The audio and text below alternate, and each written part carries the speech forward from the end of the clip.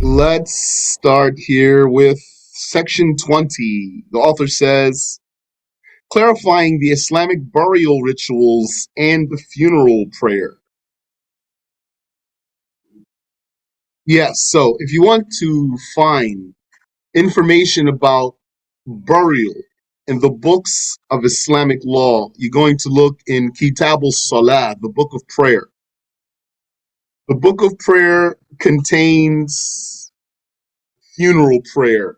And since funeral prayer goes along with some other things pertaining to funerals, like washing and shrouding and burial, then that's where you'll find all of that. So the author says, washing, shrouding, after washing, praying for and burying the dead is a communal obligation. So this order, washing, shrouding, prayer, and burial, in this order, that's the obligation. You're not going to break this order for no reason.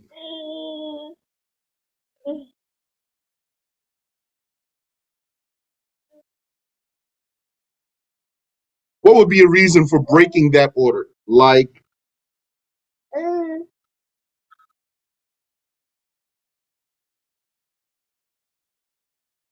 a reason for breaking that order would be like they buried him already. They buried him and they didn't pray for him.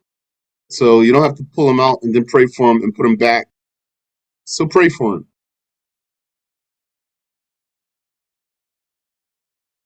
Washing, shrouding, praying for, and burying the dead Muslim is a communal obligation. We talked about what communal obligation means. If someone does it, others are excused, as opposed to a personal obligation. If someone else does a personal obligation, you're not excused. You still have to do it.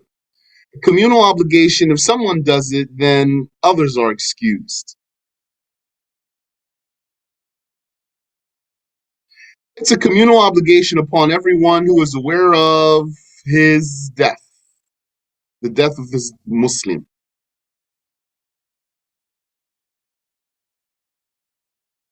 So then, if only a single person knew of the death of this Muslim, then what's the judgment? Personal obligation, because no one else is going to be able to drop this obligation off of the person.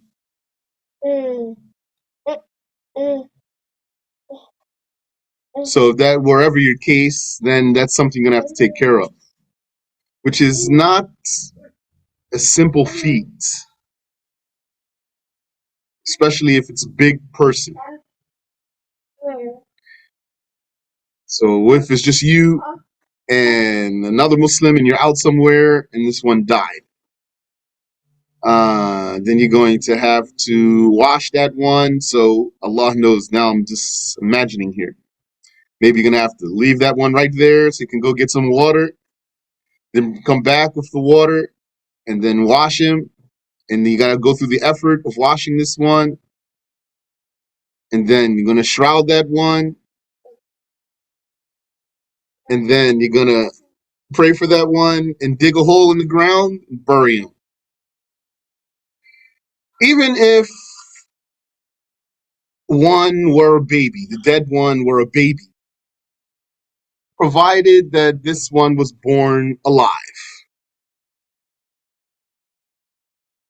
If this baby, Muslim baby, were born alive, then you have to do all these four things. No difference between a newborn and an old person. Washing, shrouding, prayer, and burial. You know something? Look what we said here. Washing, shrouding, prayer, and burial. Do you know there's the type of person, when they hear this, they're going to say, is there anything else? I don't advise you to be this type of learner. You're not going to understand things.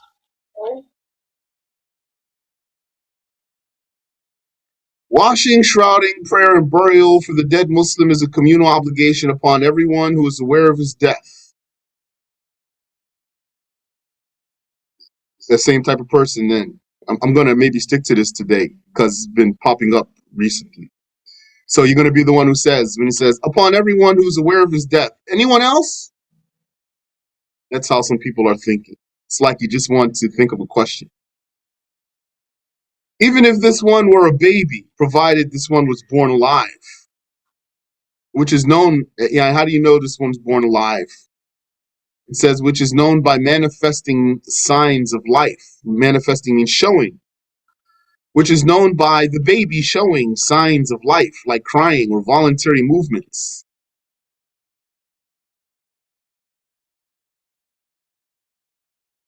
It is not an obligation to perform the aforementioned rituals for the, they said, alien kafir. Interesting choice of words. Non-dhimmi. So who's dhimmi? Dhimmi is the non-Muslim subject of Islamic caliphate. Non-Muslim subject of Islamic caliphate is called dhimmi.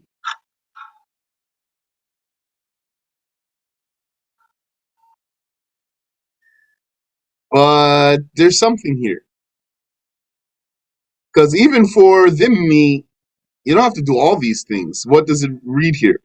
It is not an obligation to perform the aforementioned rituals for the alien kafir or the apostate.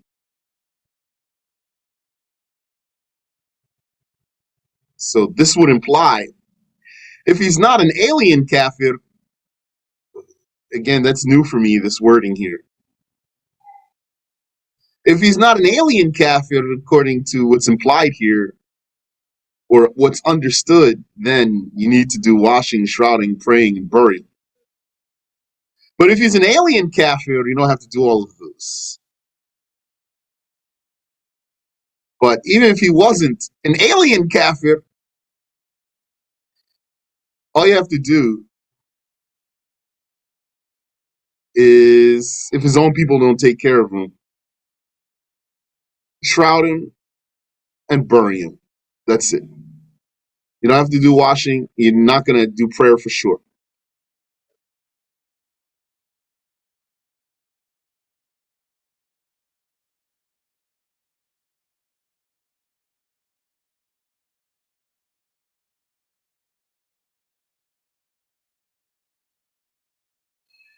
And for the apostate, this one you don't have to do anything for at all. Nothing. If you left the apostate to rot on the sidewalk or you threw the apostate in the trash, it's not haram. Dead one. It's not haram.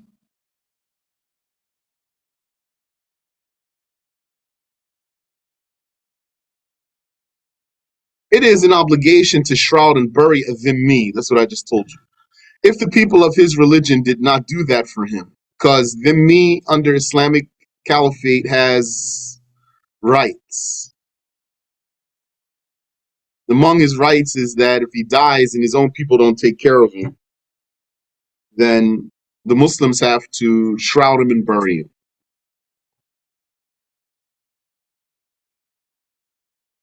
However, he must not be buried in the Muslim cemeteries. The dhimmi is a kafir who pays dues to the Muslims' ruler. Yeah, the dhimmi, I've been saying, non-Muslim subject of Islamic caliphate or citizen of Islamic caliphate. So he's going to have to pay jizya. Kafir dhimmi is going to pay the jizya to the caliph.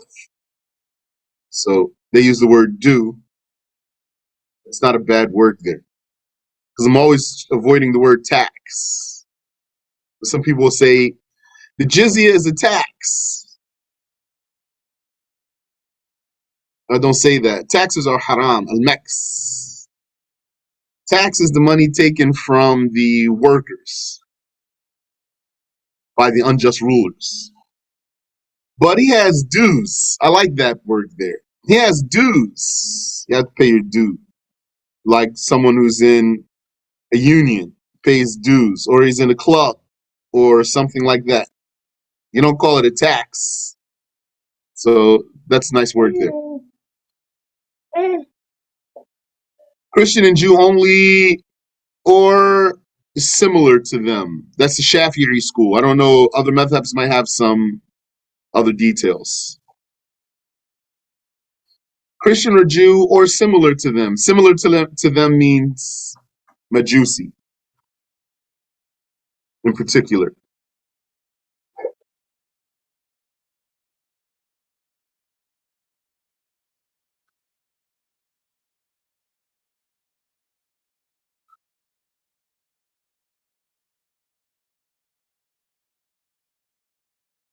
Amin Wafiq.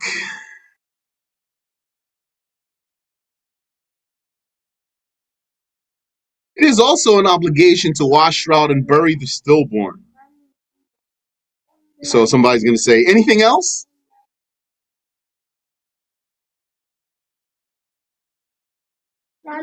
I.e., the baby born without signs of life. Stillborn is the baby who's born without signs of life, provided that it has normal human anatomy, meaning it has the form of a human, like fingers and toes.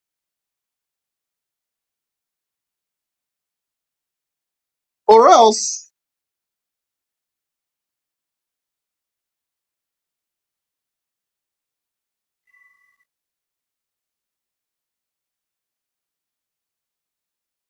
if it's, for example, just a blood clot or just a flesh clump only, then it is recommended to wrap it in a piece of cloth and bury it. However, the funeral prayer is not performed for neither the dhimmi nor the Muslim stillborn baby. Any question?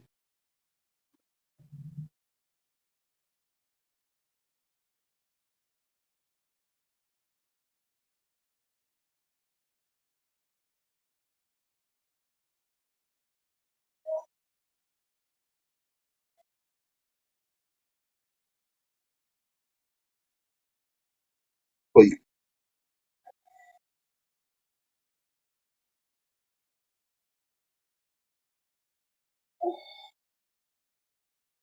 The person who dies in combat against the non-Muslims, even one non-Muslim,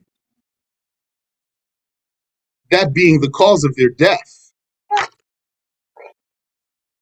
is recommendably shrouded in their blood-soiled battle clothes.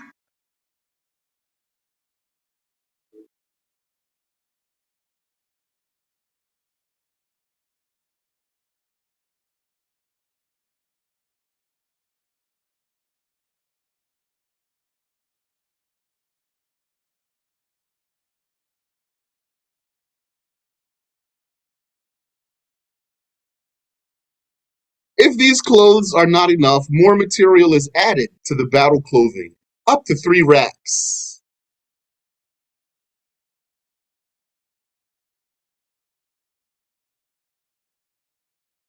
They are to be buried in a Muslim cemetery, but not washed or prayed for because they are considered a battle martyr. So here, when we say that being the cause of his death, this Muslim who died in combat, this includes scenarios such as um, being killed by friendly fire. That means the ally killed him by accident, or someone on his own team, or his weapon backfiring, or being trampled by his own animal, or falling into a hole that he can't get out of and he dies in there.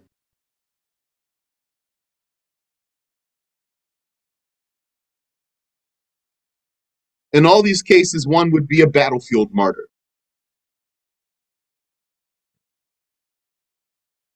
The minimum requirement for washing the dead is to remove the najis filth on the dead person's body, if any, and to use pure and purifying water to wash all of the dead person's body, skin, and hair, even if it is thick, once. However, washing him 3 times is better.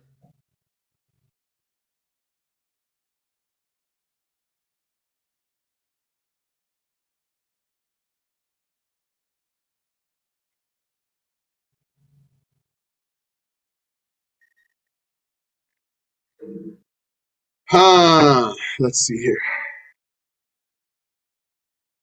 Question: are the civilians who were killed in Palestine considered battlefield martyrs specifically? Yeah, those are battlefield martyrs.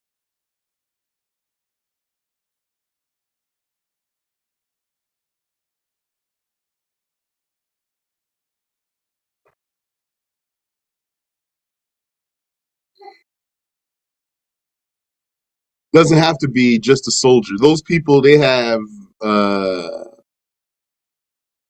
they are in a case of personal obligation, not communal obligation. Anyway, communal obligation is when some of the Muslims will go out to fight and the rest don't have to. Personal obligation will be when the Muslims are invaded. That's personal obligation. So all of them now are, when those are getting killed like that, they are all battlefield martyrs.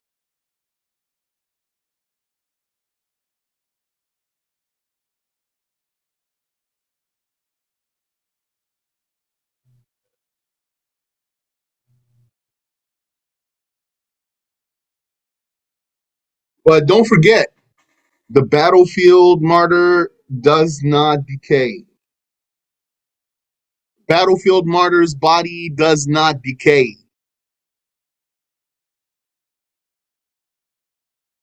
So, and there are stories. We got some of the reports from brothers and sisters in Palestine. They've been dead for a long time. No one could even get out to get to them, and their bodies are still fresh. That's This one means he died with, yani, as a Muslim. He died with correct aqidah. He died on Islam. Didn't die on kufr.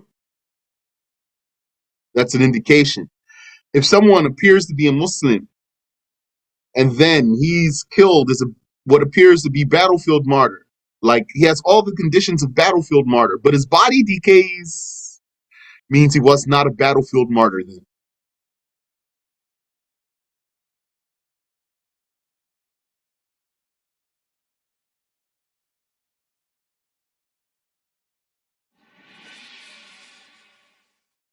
The minimum requirement for the shroud of the dead person is that which covers the entire body. Yani, a wrap that covers the entire body, except the head of the muhrim male, because muhrim, yani, the pilgrim who's in a state of ihram, the male's not supposed to cover his head in a state of ihram, so if he dies like that, you wrap him without covering his head. And except for the face of the muhrimah, the pilgrim, female pilgrim in the state of ihram, because she's not supposed to put the veil on her face in a way that sticks to her face. So if she dies in this state of ihram, you wrap her without covering her face.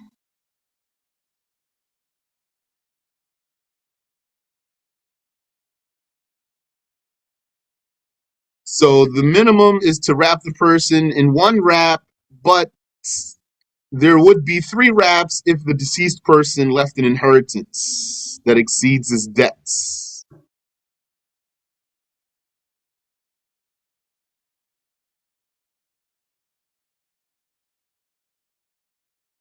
So what about the woman who died whilst delivering a child? That's not battlefield martyr. And that's not muhrima. She's neither battlefield martyr nor muhrima. So she gets regular treatment. Any martyr that's not a battlefield martyr gets regular treatment as far as funeral is concerned.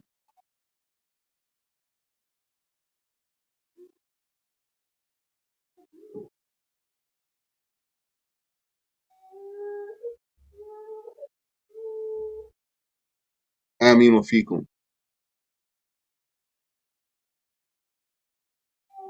So these wraps, where do they come from?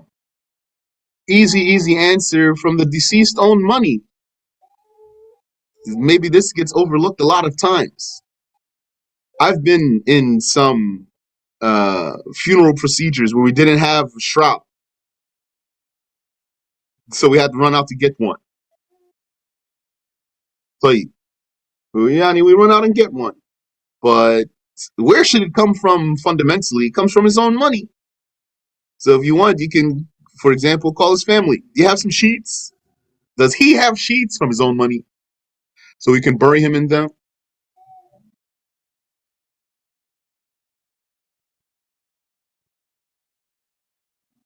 Or you might be in a funeral home and they're going to charge you for one wrap, for example, $20. Yani a sheet that might be worth $5, for example, they're going to charge you $20 for one. And then you want to do it with three, $60 for three sheets, for example, or more. So where's it supposed to come from originally? From his own money, the dead person's own money.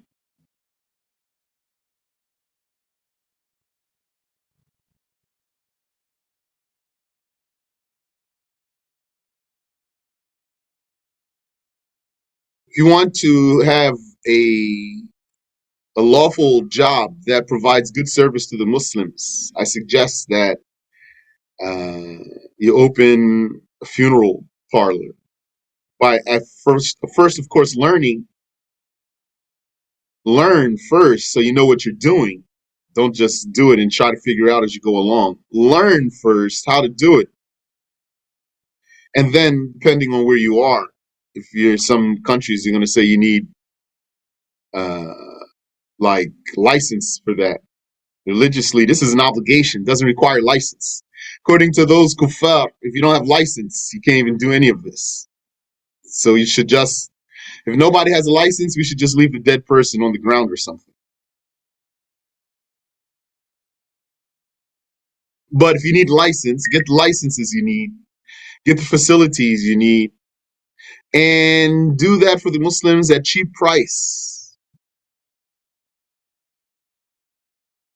You'll make a lot of money, halal money, and you'll be fulfilling communal obligation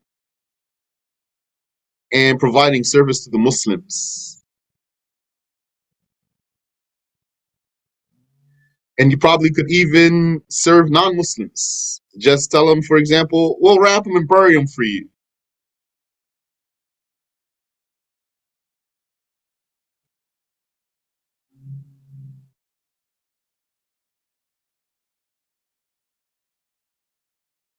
Question: are there any specifics around the sheets? Not for minimum obligation. For minimum obligation, it's just enough to wrap him in a material that's lawful for him to wear if he were alive. So if he were alive, if that's a man, he can't wear silk, so you can't wrap him in silk. And also has to be something that's not degrading for him in death, like a potato sack. So you're not going to wrap him in a potato sack. So when it comes to the minimum obligation here, not something that would be haram for him to wear if he were alive, nor something that's degrading for him after death. But if a living Muslim wanted to wear a potato sack to cover his awrah, that's permissible. But this is not respectable for the dead Muslim, so it's not valid.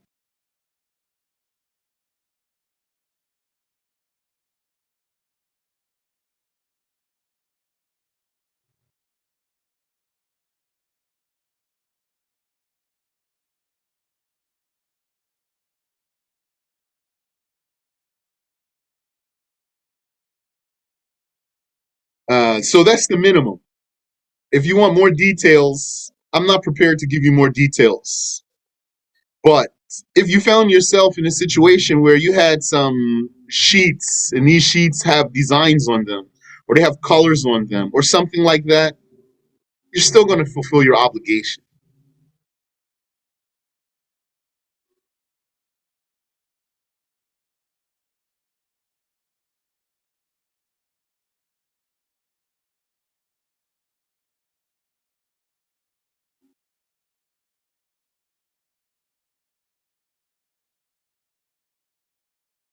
So, the minimum requirement for the shroud of the dead person is that which covers the entire body, the head of a muhrim male and the face of a muhrima,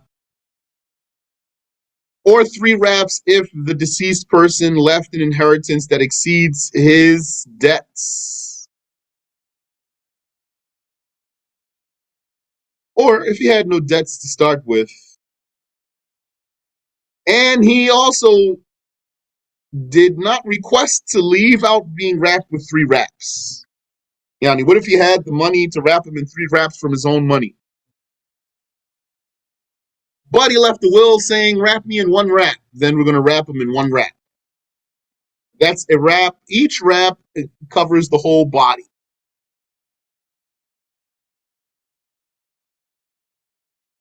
Hence, if the deceased Muslim requested not to be wrapped in 3 wraps, then it is an obligation to wrap him in 1 wrap, which covers the entire body. And according to a saying, it's enough to cover what's between the navel and the knees. So I think I just answered this for you. Did you get your answer,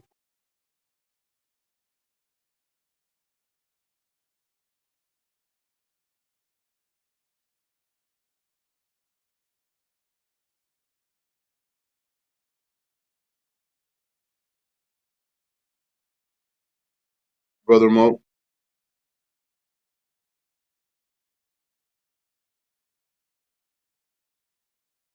But I'll repeat what I said. I said, as far as, yeah, that's because they didn't learn the obligatory knowledge. What do you expect when someone hasn't learned the obligatory knowledge?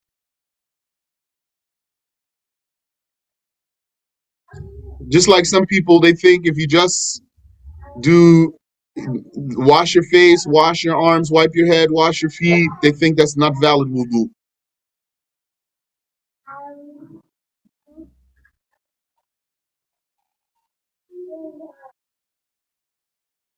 These issues have minimum obligation. Knowing the minimum obligation is important so that a person can fulfill his obligation and be done. Clear himself on Judgment Day.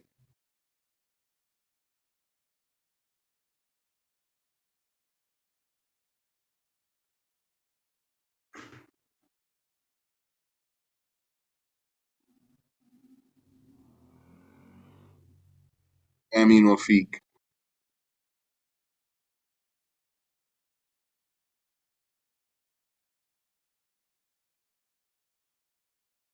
The minimum requirements for the funeral prayer are as follows. To intend to perform the prayer for the dead person, to make the intention. To perform the prayer for the dead person, that means you're going to say, now I do funeral prayer for Fulan. If you know him, you can specify who he is. Or you could say, now in your heart, that is, now I do funeral prayer for this dead one. If you're praying in congregation, you could intend, now I pray funeral prayer for whomever the imam prays for. If there's more than one, you could say in your intention, now I do funeral prayer for these dead Muslims.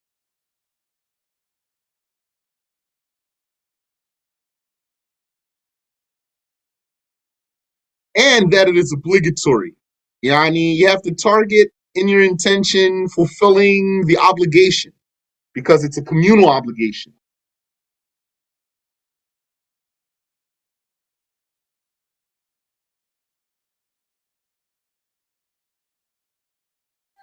Wa alaikum assalam wa rahmatullah.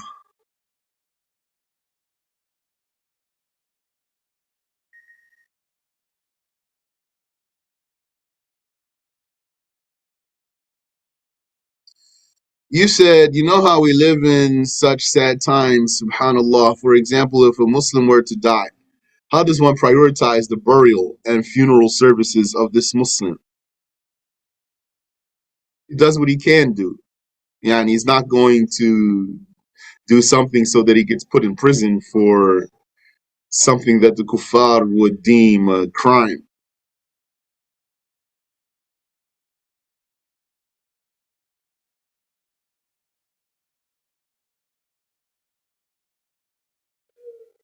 So they're going to take his body and do an autopsy. And if you don't allow them to do the autopsy, if you try to bury him secretly, for example, and then they're going to put you in jail and say you're covering up a murder or something like that, then don't do it like that.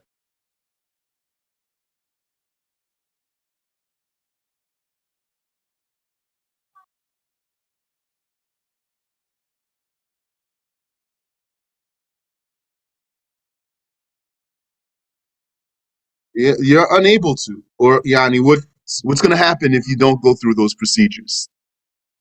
If they're going to imprison you, yeah, or something, then that means you're unable. Amin wa fikum. If you saw the name of God written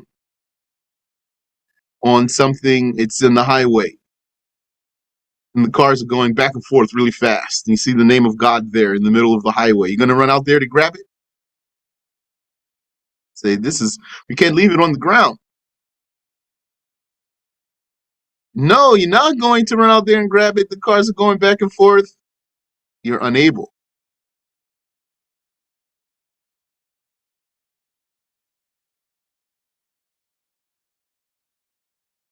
Okay.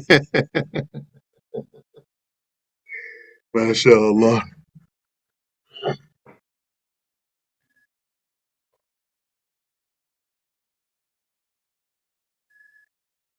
Ameen wa fikum. He said, did I mention previously the time frame around how soon a Muslim is required to be buried after death? I did not.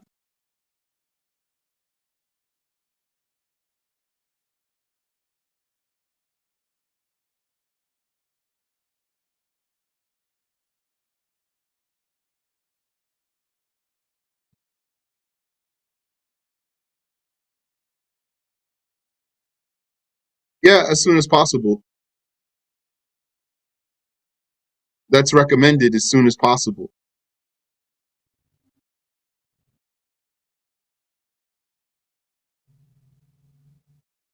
So the minimum requirements for the funeral prayer are to intend, we just talked about that, to intend praying for the dead person and to intend the obligation, and that you are praying the funeral prayer in particular. All of that needs to be in your intention. And then to say Allahu Akbar while standing if able, and then to recite Al-Fatiha.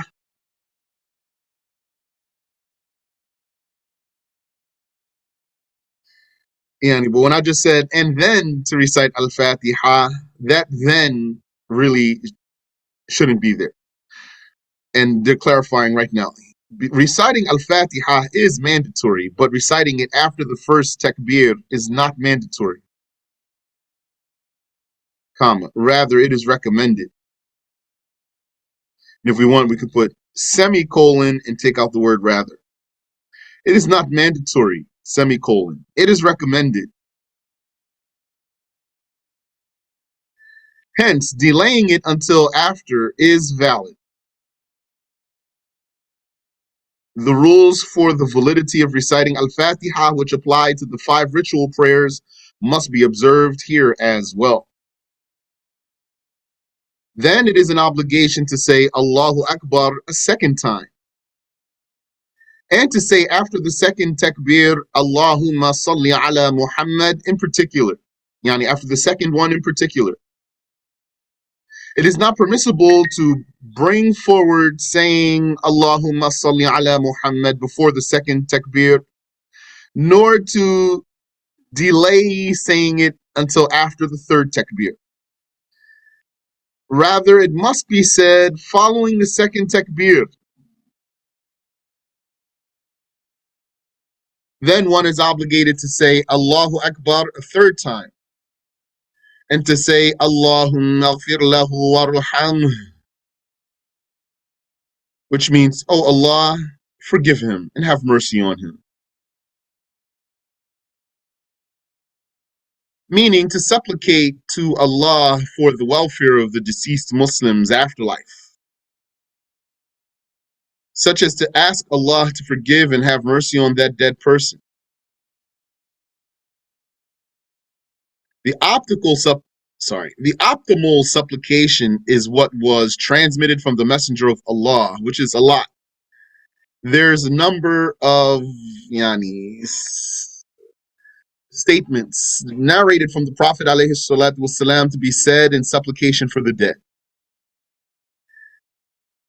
You've seen, inshallah, the text of Abu Shuja', the one we usually teach, the nuskha that we usually teach has a paragraph of supplication for the dead. All of that is compilation from what came from the Prophet ﷺ.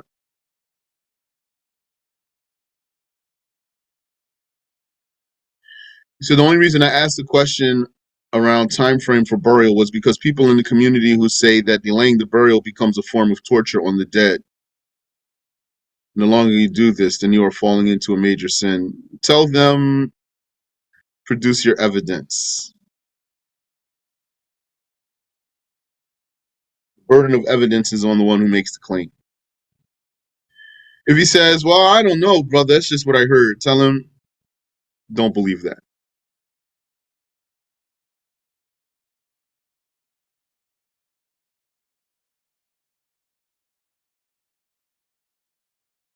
That person is going to be tortured or get enjoyment based on their deeds. What you can't do, what you shouldn't do, is break the bones of this dead Muslim or cremate his body. The Prophet ﷺ said, breaking the bone breaking the bone of the dead is like breaking it while he's alive.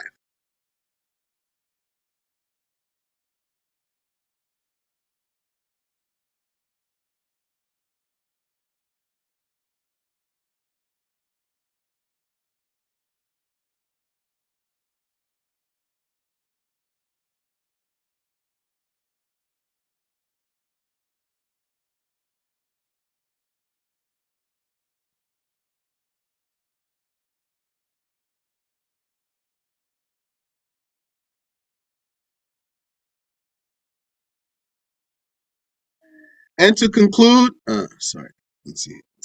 Yeah, then it is an obligation to say Allahu Akbar a fourth time. And to conclude the prayer with the salam. So there's no bowing and there's no prostrating. It is better, however, for one to go back to supplicating Allah after the fourth takbir.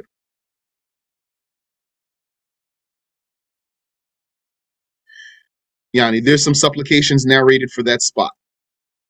It is mandatory in this prayer to satisfy the conditions of prayer like purification and directing the chest towards the qibla, and to avoid its nullifiers, because this is a salah. Being a salah, although it has its own unique form or format, it's still a salah. So it requires the conditions of salah and requires avoiding the invalidators of salah. Conditions of prayer are the same for all the prayers. Invalidators of prayer are the same for all the prayers. Integrals of prayer vary with the formats of the different prayer formats. Integrals of funeral prayer are not the same as integrals of daily prayer.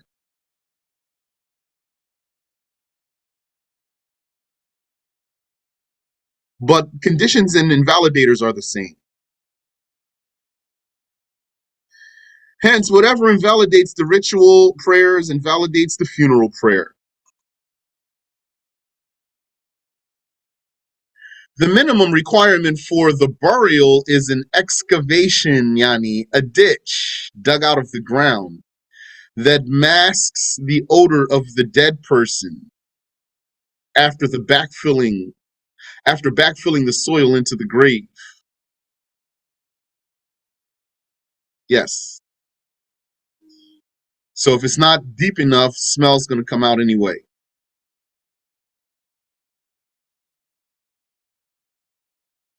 And protects his body from predatory animals, yani scavengers, that is. From scavengers digging him out and eating him.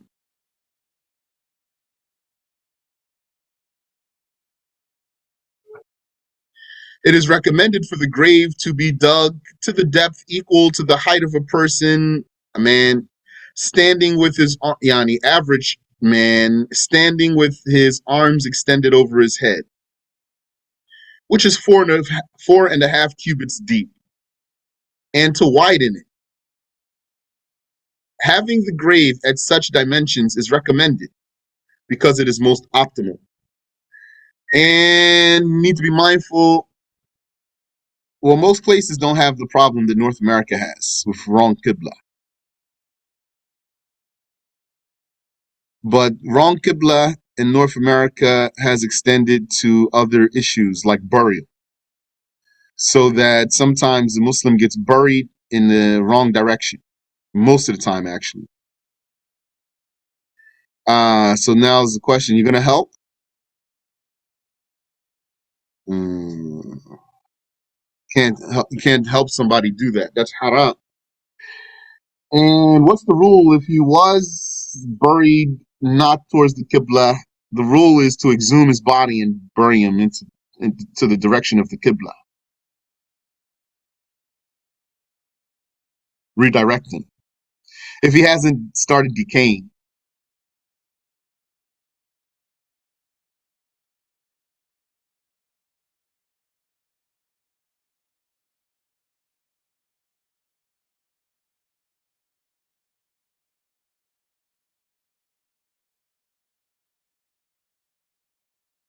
MashaAllah. Where's there, if you don't mind me asking? Yeah, I think I said North America. Did I only say United States? North America, excluding Mexico. Mexico seems to be not down with the nonsense.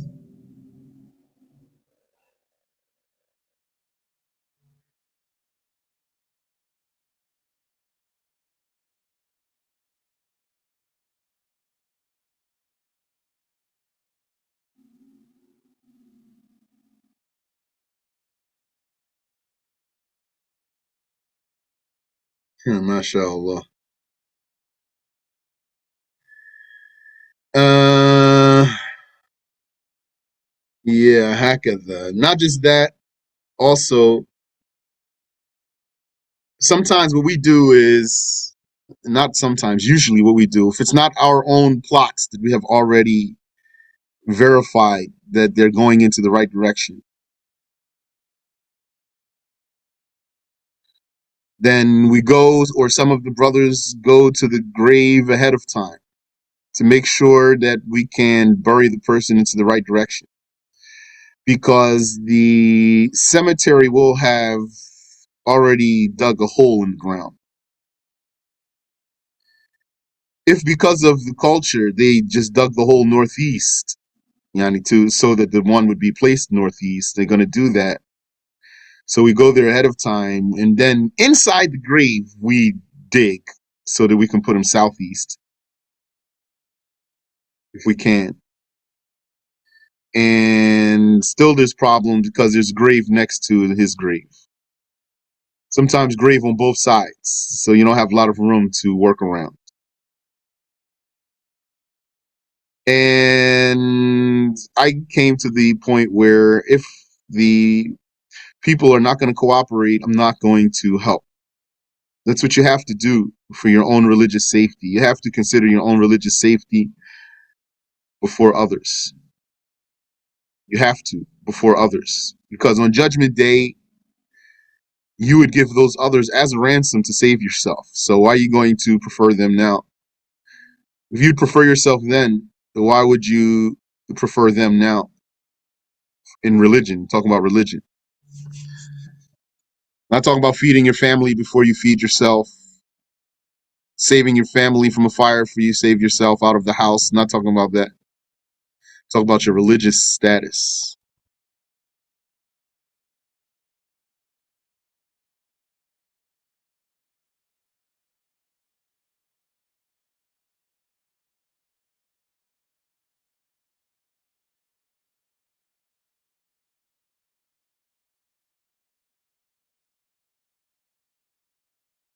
Wait. It is recommended for the grave to be dug to the depth equal to the height of a person standing with his arms extended over his head, which is 4.5 cubits deep, and to widen it. Having the grave at such dimensions is recommended because it is most optimal. It is an obligation to direct the dead person's chest towards the Qibla, which is done by laying him on his side. Right side is best. Left side is valid, as long as his chest is towards the Qibla. Burial in a mausoleum is unlawful. The mausoleum is a structure where a dead person is admitted into before the previous dead person's body has vanished. I thought mausoleum is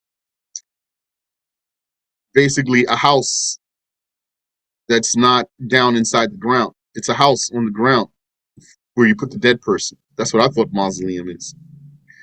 Such a place does not prevent a dead person's smell from dispersing. Wallahu alam. We finished the book of prayer. We've reached the book of zakah. So next week, if Allah enables us, we'll start the book of zakah. Any question? Fist fights at the grave over this issue. Subhanallah. Yeah, I will just say, all right, I have nothing to do with this. I advise you, this is wrong direction. You need to bury him the right way. I'm not going to tell you it's okay because you're not able to because of the the tightness of your space. It's not an excuse. So I'm not going to say it's okay. Go ahead and do it. If you're going to do it, you're going to do it on your own accord. I have nothing to do with this.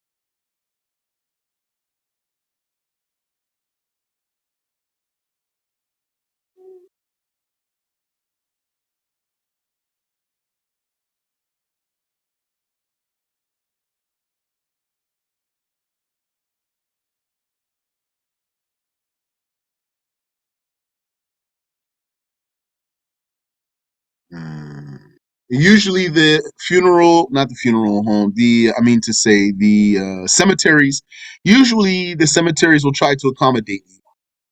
And sometimes you need to push them, they'll do it. Like they'll try to not do what you want them to do, of course, but if you push them, they will if they tend to. But sometimes they can't, like they'll say, we can't do more than this. Like, well, I can't do more than this either. I can't do more than what I'm telling you. You're saying you can't do what I'm telling you, so it means it's not on me. I clear myself of this. He said, should one leave after that? Maybe or maybe not, because still could be some other things. If this one, when you said should one leave after that, depends on who he is and what's benefit. Like if it's me, I might not leave because still I will still overlook other things. They'll send me there to overlook things and to make sure it goes right. So I'll go there. I'm going to look at the grave. I'm going to tell them it's the wrong direction. And then we'll try to fix it. If can't fix it, I'm telling you can't go like that. If they say, there's nothing we can do, I'm going to say, well, I don't accept. But I don't have the power to do anything. What I'm going to do? I'm going to hop inside of their construction vehicle and pull a hole out of the ground. There's nothing I can do.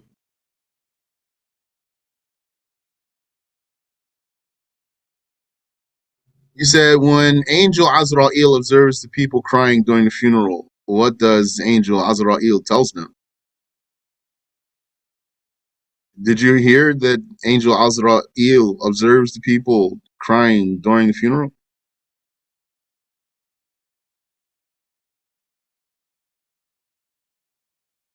Okay, I never heard it.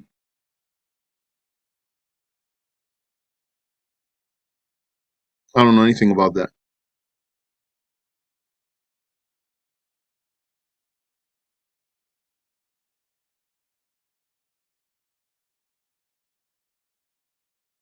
Hmm. Any other question?